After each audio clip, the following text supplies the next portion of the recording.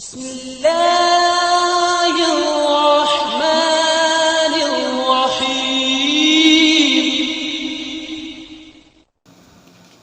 اعوذ باللہ من الشیطان الرجیم، بسم اللہ الرحمن الرحیم۔ السلام علیکم۔ آج آپ کا میزبان ڈاکٹر کاشف بشیر تفہیم القرآن سیریز کی قسط نمبر 495 کے ساتھ آپ کے سامنے حاضر خدمت ہے، جس میں ہم انشاءاللہ العزیز سورہ دخان کا تعارف بمطابق تفہیم القرآن آپ کے سامنے پیش کریں گے، اور اس کی پہلی 7 آیات کا ترجمہ اور تفسیر بھی آپ کے سامنے رکھیں گے۔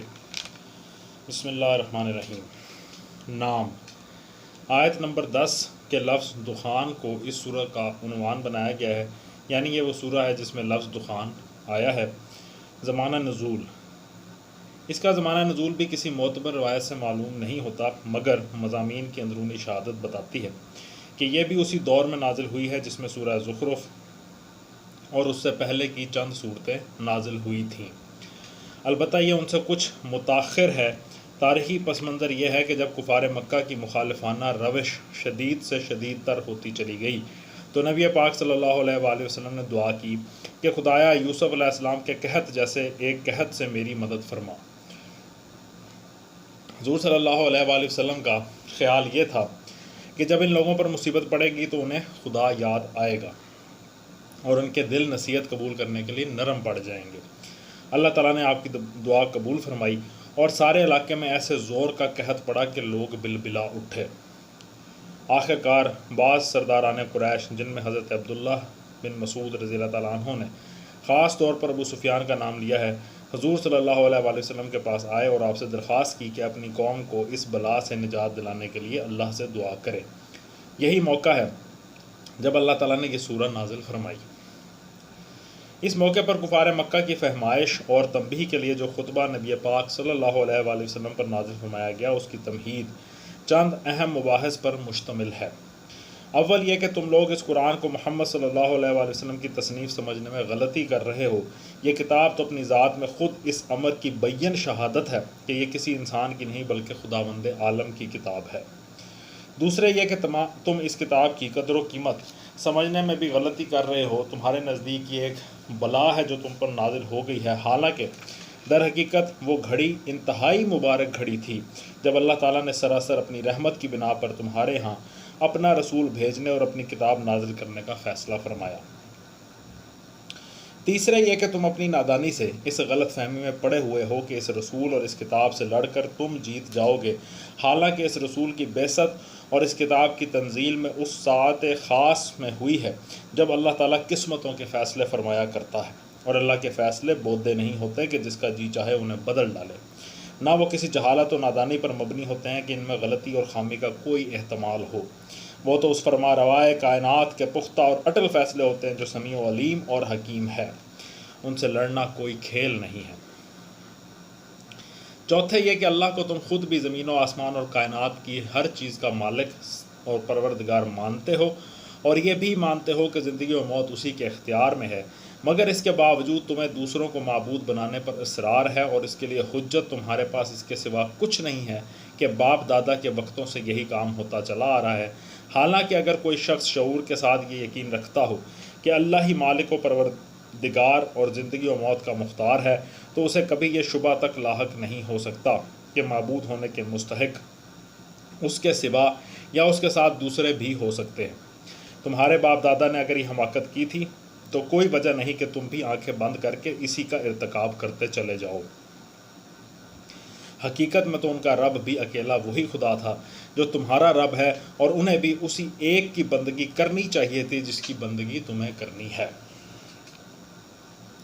پانچویں یہ کہ اللہ کی ربوبیت اور رحمت کا تقاضا صرف یہی نہیں ہے کہ تمہارا پیٹ پالے، بلکہ یہ بھی ہے کہ تمہاری رہنمائی کا انتظام کرے۔ اسی رہنمائی کے لیے اس نے رسول بھیجا ہے اور کتاب نازل کی ہے۔ اس تمہید کے بعد اس قحط کے معاملے کو لیا گیا جو اس وقت درپیش تھا۔ جیسا کہ ہم اوپر بیان کر چکے ہیں، یہ قحط نبی پاک صلی اللہ علیہ وآلہ وسلم کی استدعا پر آیا تھا، اور حضور صلی اللہ علیہ وآلہ وسلم نے اس کے لیے دعا اس خیال سے کی تھی کہ مصیبت پڑے گی تو کفار کی اکڑی ہوئی گردنیں ڈھیلی پڑ جائیں گی، شاید کہ پھر حرف نصیحت ان پر کارگر ہو۔ یہ توقع اس وقت کسی حد تک پوری ہوتی نظر آ رہی تھی، کیونکہ بڑے بڑے ہیکڑ دشمنان حق کال کہ مارے پکار اٹھے تھے کہ پروردگار یہ عذاب ہم پر سے ٹال دے تو ہم ایمان لے آئیں گے۔ اس پر ایک طرف نبی پاک صلی اللہ علیہ وآلہ وسلم سے فرمایا گیا ہے کہ ایسی مصیبتوں سے یہ لوگ کہاں سبق لینے والے ہیں۔ انہوں نے جب اس رسول کی طرف سے منہ موڑ لیا جس کی زندگی سے، جس کے کردار سے اور جس کے کام اور کلام سے اعلانیہ ظاہر ہو رہا ہے کہ وہ یقیناً خدا کا رسول ہے، تو اب محض ایک قحط ان کی غفلت کیسے دور کرے گا۔ دوسری طرف کفار کو مخاطب کرتے ہوئے ارشاد ہوا ہے کہ تم بالکل جھوٹ کہتے ہو کہ یہ عذاب تم پر سے ٹال دیا جائے تو تم ایمان لے آؤ گے۔ ہم اس عذاب کو ہٹائے دیتے ہیں، ابھی معلوم ہوا جاتا ہے کہ تم اپنے اس وعدے میں کتنا سچے ہو۔ تمہارے سر پر تو شامت کھیل رہی ہے، تم ایک بڑی ضرب مانگ رہے ہو، ہلکی چوٹوں سے تمہارا دماغ درست نہیں ہوگا۔ اسی سلسلے میں آگے چل کر فرعون اور اس کی قوم کا حوالہ دیا گیا ہے کہ ان لوگوں کو بھی ٹھیک یہی آزمائش پیش آئی تھی جس سے اب کفار قریش کے سرداروں کو سابقہ پڑا ہے۔ ان کے پاس بھی ایسا ہی ایک معزز رسول آیا تھا، انہوں نے بھی وہ سری علامات اور نشانیاں دیکھ لی تھیں جن سے اس کا مامور من اللہ ہونا صاف ظاہر ہو رہا تھا۔ وہ بھی نشانی پر نشانی دیکھتے چلے گئے مگر اپنی ضد سے باز نہیں آئے، یہاں تک کہ آخرکار رسول کی جان لینے کے درپے ہو گئے، اور نتیجہ وہ کچھ دیکھا جو ہمیشہ کے لیے سامان عبرت بن گیا۔ اس کے بعد دوسرا موضوع آخرت کا دیا گیا ہے جس سے کفار مکہ کو شدت کے ساتھ انکار تھا۔ وہ کہتے تھے کہ ہم نے کسی کو مرنے کے بعد دوبارہ اٹھ کر آتے نہیں دیکھا ہے۔ تم اگر دوسری زندگی کے دعوے میں سچے ہو تو اٹھا لاؤ ہمارے باپ دادا کو۔ اس کے جواب میں عقیدہ آخرت کی دو دلیلیں مختصر طور پر دی گئی ہیں۔ ایک یہ کہ اس عقیدے کا انکار ہمیشہ اخلاق کے لیے تباہ کن ثابت ہوتا رہا ہے۔ دوسرے یہ کہ کائنات کسی کھلنڈرے کا کھلونا نہیں ہے بلکہ ایک حکیمانہ نظام ہے، اور حکیم کا کوئی کام عبث نہیں ہوتا۔ پھر کفار کے اس مطالبے کا کہ اٹھا لاؤ ہمارے باپ دادا کو یہ جواب دیا گیا ہے کہ یہ کام روز روز ہر ایک کے مطالبے پر نہیں ہوگا، بلکہ اس کے لیے اللہ نے ایک وقت مقرر کر دیا ہے جب وہ تمام نوع انسانی کو بیک وقت جمع کرے گا اور اپنی عدالت میں ان کا محاسبہ فرمائے گا۔ اس وقت کی اگر کسی کو فکر کرنی ہو تو کر لے، کیونکہ وہاں کوئی نہ اپنے زور پر بچ سکے گا نہ کسی کے بچائے بچے گا۔ اللہ کی اس عدالت کا ذکر کرتے ہوئے بتایا گیا ہے کہ جو لوگ وہاں مجرم قرار پائیں گے ان کا انجام کیا ہوگا، اور جو وہاں سے کامیاب ہو کر نکلیں گے وہ کیا انعام پائیں گے۔ پھر یہ کہہ کر بات ختم کر دی گئی ہے کہ تم لوگوں کو سمجھانے کے لیے یہ قرآن صاف سیدھی زبان میں اور تمہاری اپنی زبان میں نازل کر دیا گیا ہے۔ اب اگر تم سمجھانے سے نہیں سمجھتے اور انجام بد ہی دیکھنے پر مصر ہو تو انتظار کرو، ہمارا نبی بھی منتظر ہے، جو کچھ ہونا ہے وہ اپنے وقت پر سامنے آ جائے گا۔ اب اس سورہ کا باقاعدہ آغاز کرتے ہیں۔ سورۃ دخان مکی صورت ہے، اس میں 59 آیات ہیں اور 3 رکوع ہیں۔ بسم اللہ الرحمن الرحیم۔ حامیم والکتاب المبین انا انزلناہ فی لیلۃ مبارکۃ انا کنا منذرین۔ ترجمہ: حامیم، قسم ہے اس کتاب مبین کی کہ ہم نے اسے ایک بڑی خیر و برکت والی رات میں نازل کیا ہے، کیونکہ ہم لوگوں کو متنبہ کرنے کا ارادہ رکھتے تھے۔ تفسیر میں آتا ہے کتاب مبین کی قسم کھانے کا مطلب سورہ زخرف کے حاشیہ نمبر 1 میں بیان کیا جا چکا ہے۔ یہاں بھی قسم جس بات پر کھائی گئی ہے وہ یہ ہے کہ اس کتاب کے مصنف محمد صلی اللہ علیہ وآلہ وسلم نہیں بلکہ ہم ہیں، اور اس کا ثبوت کہیں اور ڈھونڈنے کی ضرورت نہیں، خود یہ کتاب ہی اس کے ثبوت کے لیے کافی ہے۔ اس کے بعد مزید بات یہ فرمائی گئی کہ وہ بڑی خیر و برکت والی رات تھی جس میں اسے نازل کیا گیا، یعنی نادان لوگ جنہیں اپنی بھلائی برائی کا شعور نہیں ہے اس کتاب کی آمد کو اپنے لیے بلائے ناگہانی سمجھ رہے ہیں اور اس سے پیچھا چھڑانے کی فکر میں غلطہ و پیچا ہیں، لیکن در حقیقت ان کے لیے اور تمام نوع انسانی کے لیے وہ سات بڑی ہی سعید تھی جب ہم نے غفلت میں پڑے ہوئے لوگوں کو چونکانے کے لیے یہ کتاب نازل کرنے کا فیصلہ کیا۔ اس رات میں قرآن نازل کرنے کا مطلب بعض مفسرین نے یہ لیا ہے کہ نزول قرآن کا سلسلہ اس رات شروع ہوا، اور بعض مفسرین اس کا مطلب یہ لیتے ہیں کہ اس میں پورا قرآن ام الکتاب سے منتقل کر کے حامل وحی فرشتوں کے حوالے کر دیا گیا، اور پھر وہ حالات و وقائع کے مطابق حسب ضرورت نبی پاک صلی اللہ علیہ وآلہ وسلم پر 23 سال تک نازل کیا جاتا رہا۔ صحیح صورت معاملہ کیا ہے اسے اللہ تعالیٰ بہتر جانتے ہیں۔ اس رات سے مراد وہی رات ہے جسے سورہ قدر میں لیلۃ القدر کہا گیا ہے۔ وہاں فرمایا گیا انا انزلناہ فی لیلۃ القدر، اور یہاں فرمایا گیا ہے انا انزلناہ فی لیلۃ مبارکہ۔ پھر یہ بات بھی قرآن مجید ہی میں بتا دی گئی ہے کہ وہ ماہ رمضان کی ایک رات تھی۔ شہر رمضان الذی انزل فیہ القرآن، سورہ البقرہ آیت نمبر 185۔ فیہا یفرق کل امر حکیم امرا من عندنا انا کنا مرسلین۔ ترجمہ یہ وہ رات تھی جس میں ہر معاملہ کا حکیمانہ فیصلہ ہمارے حکم سے صادر کیا جاتا ہے، ہم ایک رسول بھیجنے والے تھے۔ تفسیر میں آتا ہے اصل میں لفظ امر حکیم استعمال ہوا ہے جس کے دو معنی ہیں۔ ایک یہ کہ وہ حکم سراسر حکمت پر مبنی ہوتا ہے، کسی غلطی یا خامی کا اس میں کوئی امکان نہیں۔ دوسرے یہ کہ وہ ایک پختہ اور محکم فیصلہ ہوتا ہے، اسے بدل دینا کسی کے بس میں نہیں ہے، ہمارے حکم سے صادر کیا جاتا ہے۔ تفسیر میں آتا ہے سورہ قدر میں یہی مضمون اس طرح بیان کیا گیا ہے، جس کا ترجمہ ہے اس رات ملائکہ اور جبریل اپنے رب کے اذن سے ہر طرح کا حکم لے کر اترتے ہیں۔ اس سے معلوم ہوا کہ اللہ تعالیٰ کے شاہی نظم و نسق میں یہ ایک ایسی رات ہے جس میں وہ افراد اور قوموں اور ملکوں کی قسمتوں کے فیصلے کر کے اپنے فرشتوں کے حوالے کر دیتا ہے، اور پھر وہ انہی فیصلوں کے مطابق عمل درآمد کرتے رہتے ہیں۔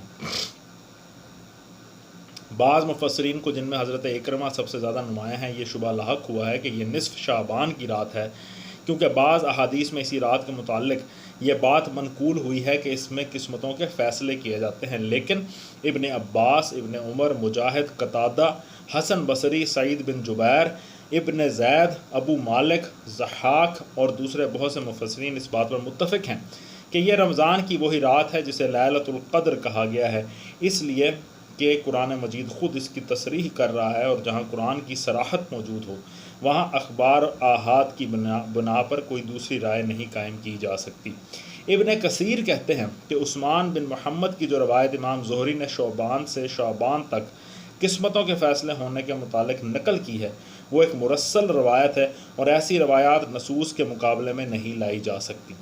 قاضی ابو بکر ابن العربی کہتے ہیں کہ نصف شعبان کی رات کے متعلق کوئی حدیث قابل اعتماد نہیں ہے، نہ اس کی فضیلت کے بارے میں اور نہ اس امر میں کہ اس رات قسمتوں کے فیصلے ہوتے ہیں، لہٰذا ان کی طرف التفات نہیں کرنا چاہیے۔ ریفرنس ہے احکام القرآن۔